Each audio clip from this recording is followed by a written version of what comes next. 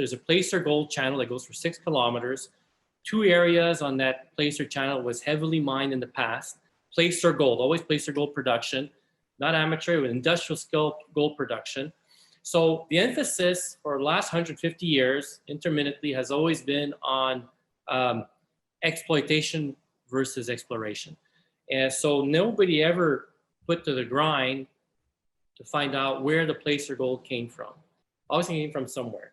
Now, they're literally just scooping, taking out the gold, cashing in, going home. They weren't trying to find it. Yeah, you know, through, you know, you basically from, you know, 1860s to 1910s, they were doing underground, they were doing shafts and then underground drifts to scrape up the auriferous till, which is the placer gold was stuck in an auriferous till of about 1-2 meters, bringing it up and washing it out to get the gold. In the 1960s was different. And that's another section about 2 kilometers off. And that's where we did the recent work, the Saint Gustave area, which instead of making shafts and tunnels, it was 1960s, it was giant earthworks. In other words, having giant drag lines and dredges and just stripping the overburden to get to the gold, making artificial ponds to float the giant dredging factory to get to gold.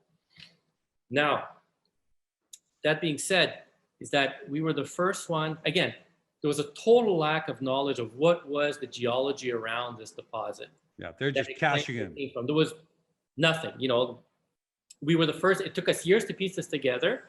You know, the first hint was back when we were in Eurogold is when we did our own sonic drilling. And again, in wanting to identify if we couldn't mine the placer gold, but in doing so, it's where we found out that the gold grains were not rounded, they were angular and pristine. In other words, they did not travel far.